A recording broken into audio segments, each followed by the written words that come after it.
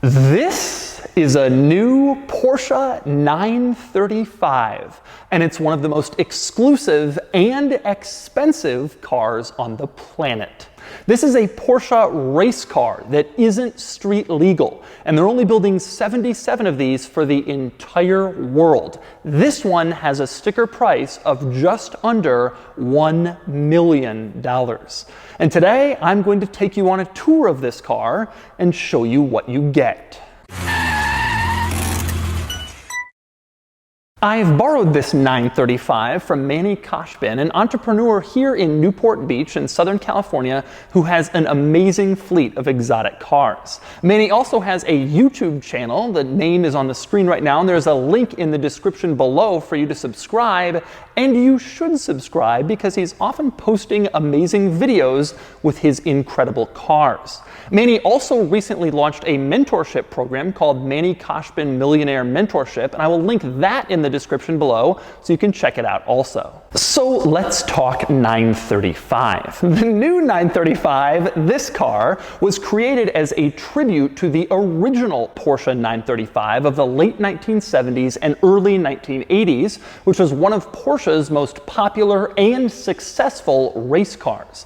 Probably the most memorable original 935 had huge rear bodywork and a giant rear spoiler, resembled a whale tail, and so it earned the nickname Moby Dick. And that's the 935 that this car is trying to resemble. This car is based on the latest Porsche 911 GT2 RS, but taken to the extreme. It has the same 690 horsepower engine as the GT2 RS and the same transmission, but this is a race car with a completely different interior and a lot of other upgrades. Most importantly, it's just incredibly exclusive. Like I mentioned, only 77 of these made for the entire planet, with a sticker price for this car of just under $1 million. And today I'm going to show you what that money buys you, aside from an ultra rare modern interpretation of a race car icon. And I'm going to start by taking you on a tour of this car and showing you all of the interesting quirks and features.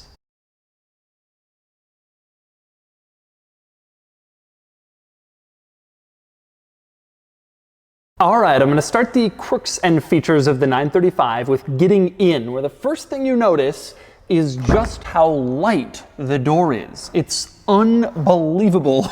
It can't weigh more than a couple of pounds. I've never felt a car door this light before. And it gives you some clue about how stripped down this thing is for serious racetrack use. In fact, there's not even a door stopper like there is on all road cars to keep the door open. It just sort of opens and closes depending on precisely what angle the car is sitting on. They didn't feel like adding the weight to put that thing in. And when you get inside, you can see just why this door is so light, because there are absolutely no frills to this door panel. No leather armrests, no storage area for your wallet, nothing. You don't even get power windows, and in fact, the windows don't even roll down. They're fixed in place in order to save weight and maybe for safety, and because you don't really need to roll down the windows on a racetrack. In fact, this door is so basic, it doesn't even have power locks or any locks at all, which is rather weird because the key is just a normal Porsche key, the same one you'd get if you went out and leased a new Macan. But there's a lock and unlock button. They have no function because this car has no locks. You will also see a trunk opener button on the key. It too has no function because this car has no trunk. Seems weird this car didn't get its own distinctive key, but it didn't. Now, if you're inside the car and you want to get out, you pull on this little plastic latch and that unlatches the door and you can open it up and climb out. If you're inside the car and you want to close the door, you pull on this red fabric loop and then the door closes. That's basically it. There is only one luxury on this door panel, and that would be power mirrors. You can see the control here, and that's because the windows don't go down, so if you're racing, you can't exactly roll down the window and adjust the mirror, so the power mirror switch is there.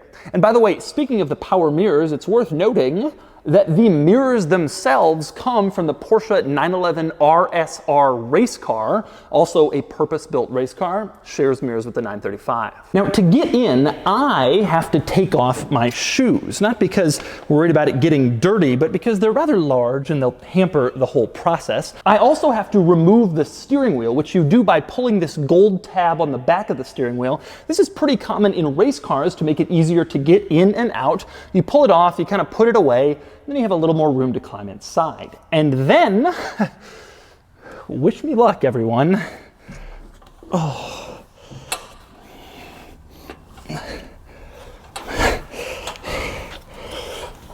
Oh.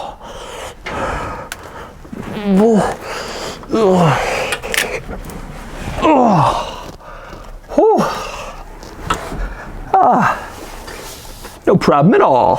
Now, once you're inside, the very first thing you notice is the seats, which are incredibly tight and huggy. These are actually FIA compliant race seats, and they laugh at your sport bucket seats and your GT3 RS that those people are so proud of. These things are way more supportive, more narrow than those seats because they're actual race seats designed to completely keep you in place. So if you have an accident, your head won't go flying around. You could break your neck. These seats are legit. And next up, another item worth noting that goes well above what you get in your regular Porsche 911 GT variant. You have a roof hatch. Yes, that's right. Take a look on the roof. You can see there's a little cutout over the driver area. That's to get out in case the doors are compromised. You have an accident, the bodywork is askew, the doors don't open. You have another way out through that escape hatch. The only thing is, it's secured in place with like 8 individual fasteners. So if you have an accident, your car's on fire, you're not gonna exactly sit here and undo each one hoping that you have enough time to get out the roof hatch. Seems like kind of an odd thing, but it's there as an extra point of escape if you need it. And next up, one other item worth noting, this car is sold new with only one seat. It's a single-seater car. It's intended to be a race car. You're setting lap records in. You don't need a passenger. With that said, Porsche's not crazy. They offer a second seat as an option, and the owner of this car, Manny, decided to get the second seat. As you can see, it's in place. The cost was about $13,000 just for a passenger seat. But I guess that's what it costs to manufacture and ship a passenger seat that's FIA compliant with all the safety equipment to make sure your passenger also doesn't get injured on the racetrack. And next up, we move on to all of the interior quirks and features in the 935. And I want to start with the starting procedure, which is quite unusual. To begin, it's the same as every other Porsche. Over to the left of the steering wheel, you insert the key and twist it, but then nothing happens. You then have to go into the center control stack. There's this little red flap. Open it up and there's a switch underneath it. Push it down and that turns on the car's fuel pump, all of its accessories, and then it's ready to be started. Then go back over to the left of the steering wheel to the starter, twist the key, and the car roars to life. Take a listen to a cold start from a Porsche 935.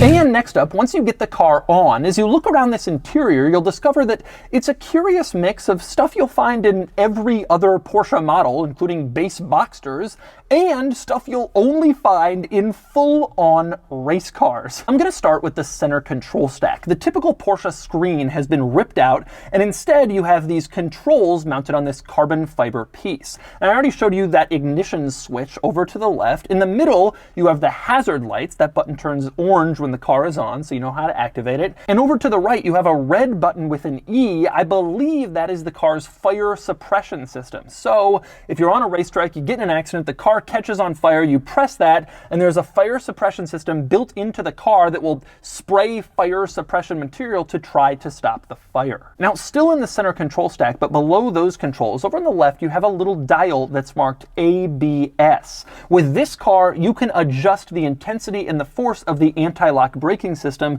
including turn it all the way off if you want to. And below that dial, there's a little label printed down here that actually gives you a guide for when you're supposed to use each different level of ABS. You can see there are 11 different levels, ranging from slick and dry and robust at 1, all the way up to wet and sensitive at 11.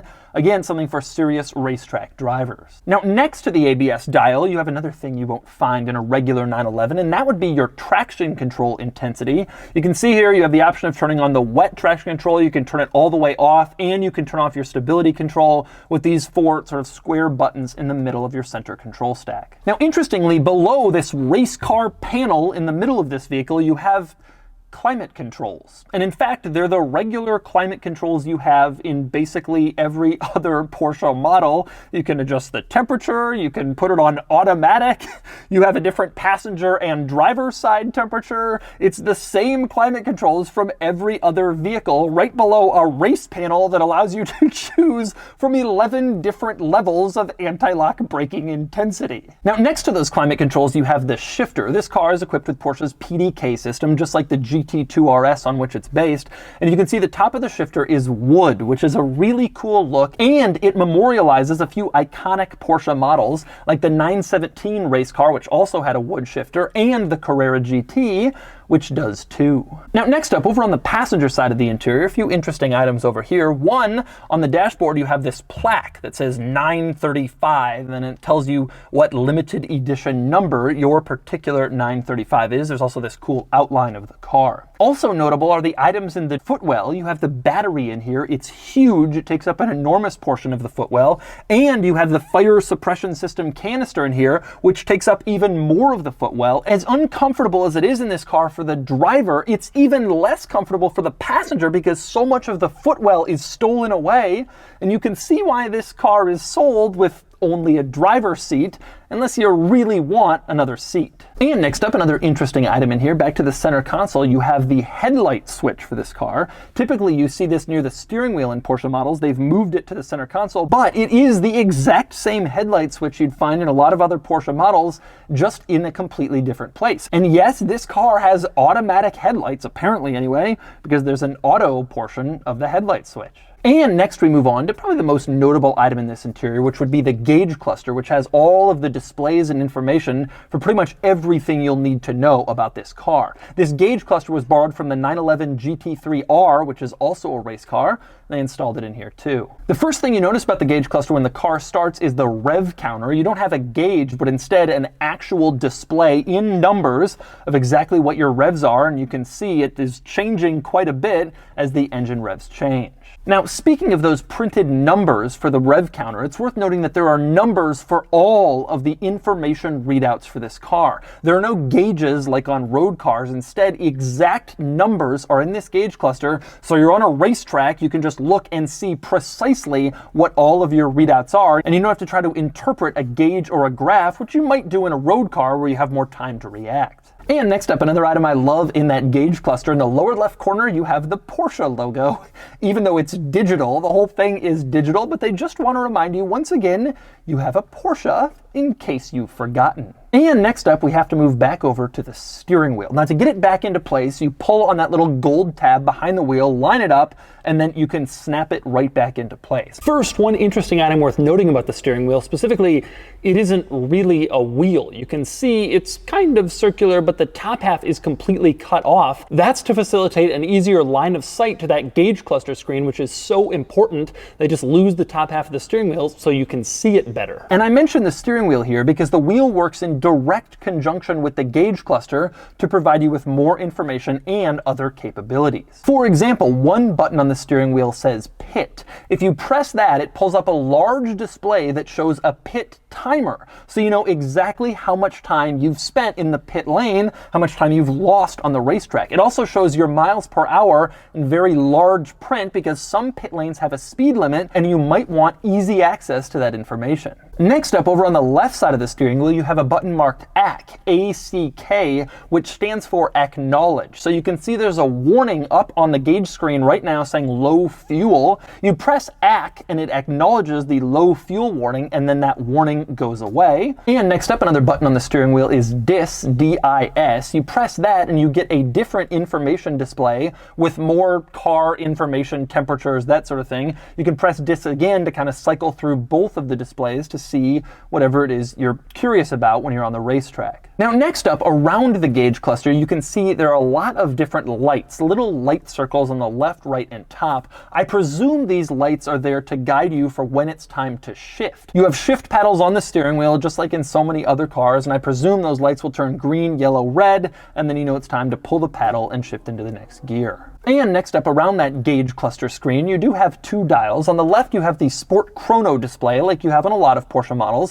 which is a clock or a lap timer if you want it. And over on the right, you have a gauge that shows pressure, oil pressure, so you know where that is when you're driving the car. And next up, back to stuff you'd find in other Porsche models, the stalks coming off the steering column. Over on the right of the steering wheel, you have the wiper stalk, and it's the same wiper stalk in basically every other modern Porsche model. Over on the left, you have a cruise control stalk, which blows me away. I can't imagine this car actually has cruise control, but at least the stalk is there. And above that, you have the stalk for the turn signals, which also might seem a little bit strange. But there is some logic to putting turn signals on a track car. You might signal when you're going into a pit lane, for instance, or you may have to put on your hazard lights to let other drivers know that your car is broken and you've become a hazard.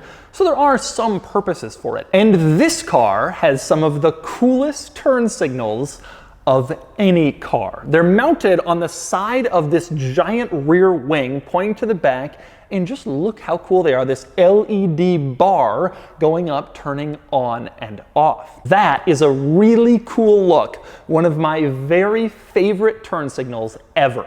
Now you put on the headlights, and of course the taillights turn on back here, and they also share that space. You can see the taillights light up in red in the same spot. You're wondering, what if you put on the turn signal while the taillights are on, and it just sort of alternates from red to orange and red to orange, back and forth to let drivers know that your taillights are on, but your signal is also on. Now interestingly, the brake lights are in a completely different place from the taillights and the turn signals. This car basically just has cool race car bodywork over the back of a regular 911 GT2 RS, and the brake lights are actually just the regular GT2 RS brake lights in the regular spot. They're sort of inside all of this cool special 935 bodywork. Pretty far in there, but just your regular 911 brake lights, surprisingly. And next up, one other piece of lighting worth noting back here is in the middle. You have these 15 individual little lights. That's your fog light or your rain light for when you're driving on a foggy or rainy race course. You can turn that on with the headlight switch the same way you turn on the rear fog light in basically any other car,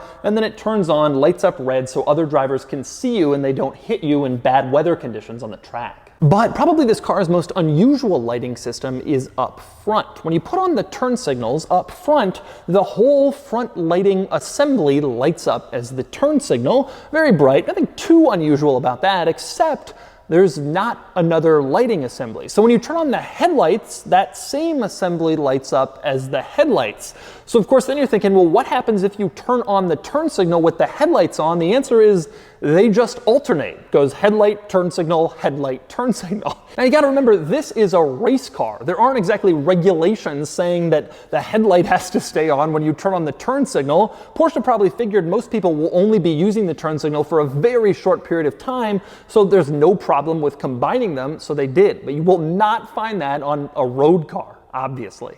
And next up, moving on to some other exterior items in the 935, I want to move on to one of my very favorites. That would be this warning label printed on the windshield that says, "Caution, race car." This vehicle is not eligible for registration or public street use. That is a fantastic warning label. You don't get that on your GT3 RS. Now, right below that, it says, "Caution, the tires mounted at the time of delivery are meant for transport only and must not be used for testing or racing." Indeed, these are transport tires, and if you look at the tires, you can see they specifically say transport on them in several different places. Just as a reminder, these aren't actual racing tires, they're just used to move the car around on trucks, whatever. When you buy one of these, you're given a second set of tires, racing slicks, which of course are better on the racetrack, and a different set of wheels, which are intended to mimic the original wheels on the original 935. These tires really are just for temporary use reduce transport when you're moving the car around from place to place. And by the way, you see this little hook coming off the center of the wheel? The transport wheels have that hook for an unusual purpose, so the car can be easily secured on a flatbed or in a trailer. Just clip your straps to those hooks and it won't move around on a transporter. Not a feature you're likely to see on the wheels of basically any other car. Next up, let's talk about that stuff you get when you buy this car, like the tires. This is a race car, not street legal, not sold through a dealership, so there's no window sticker with government-mandated fuel economy disclosures. Instead, you get a little list from Porsche that says, this is what everything costs. And the owner of this car, Manny, showed me the list for this car. The base price is $829,000. Shipping is $52,000. Then there's a spare parts package that costs $43,000 extra, which you're obligated to get if you buy the car, so you can have spare parts in case you're racing it and you damage it and you need more parts. There's also a wrap. This car comes standard in bare carbon fiber, and you can see on these vents exactly how it would look if you didn't wrap it in any color. Manny, this car's owner, chose to wrap it in this cool martini livery. That was $27,500, bringing the grand total price of this car to $952,000, just shy of $1 million. A lot of money for a car. And next up, we move on to some other interesting quirks and features on the outside of this car. One is in this little panel here behind the window on the passenger side. You can see there's this little blue thing with a piece sticking out. That's for the jacking system. You insert an air compressor in there, and there are air jacks that will actually push the car up to make it easier to change the tires if you're a pit crew, just like a race car, which makes sense because this is a race car.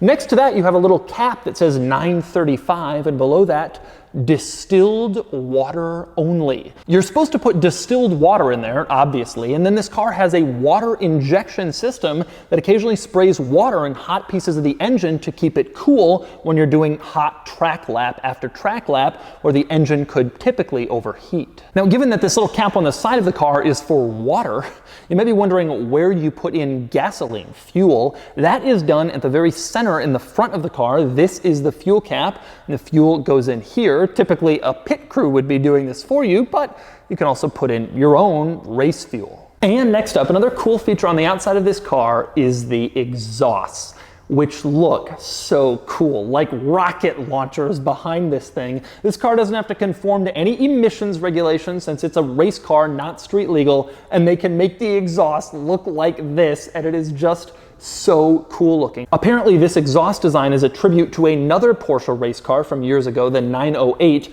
but regardless of where it comes from, it is amazing. And of course, the exhaust sounds pretty good too. Here are a few revs for your enjoyment.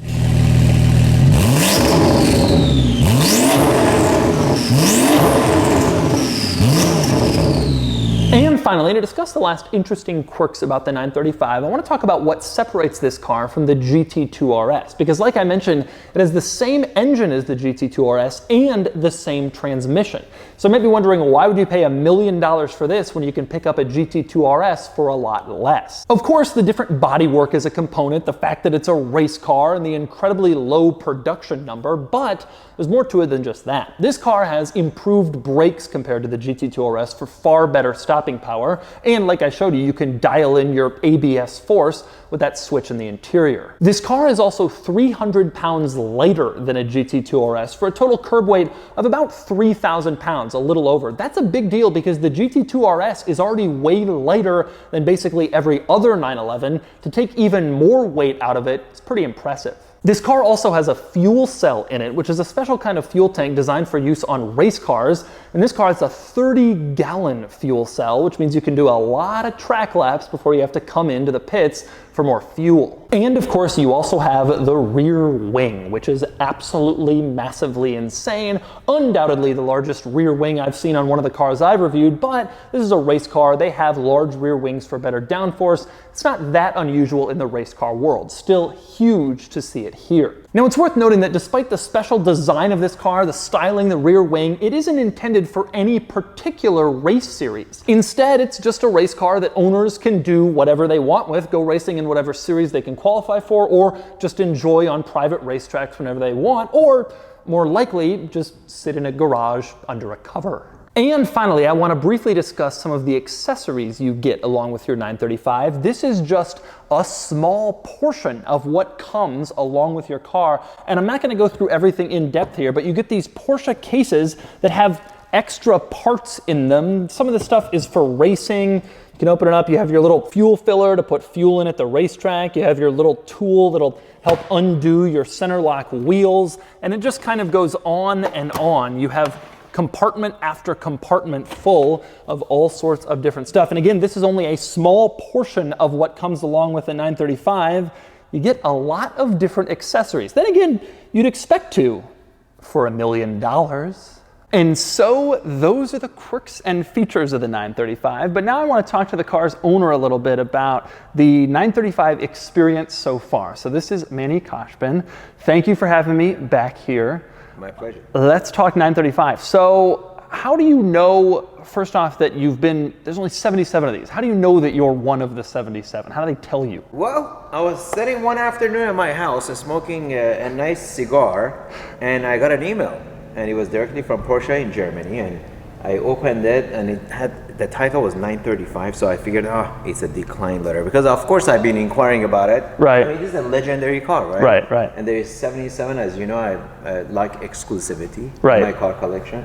And I opened it, and I start reading it, I'm like, the first sentence says, well, sometimes it's luck, sometimes it's fate, but we were able to secure you at 935. I'm like, what? So you fell off my chair. You were already pretty interested in the car from the beginning. But they made 918 Spiders, and then from that, they have to kind of whittle down to 77. Do you have any idea why they picked you? Do you know any more than this? Do you care? I don't know. Well, I do love the Porsche brand. I'm very expressive, but passionate about the car brands that I really love, Porsche being one of them. So I'm on social media. Right. I love my Courage GT, my GT2 RS. My 918, so I think I've bought 9 or 10 Porsches in the past 10 years. So Germany sends you an email. Porsche Yes. in Germany sends you an email, and then you say yes, obviously. Are you kidding? Yes. So after I caught my breath. So then, this being a race car, I mean, it's not even street legal. The process is very different. So walk me through kind of the process of ordering it and Sure. all that.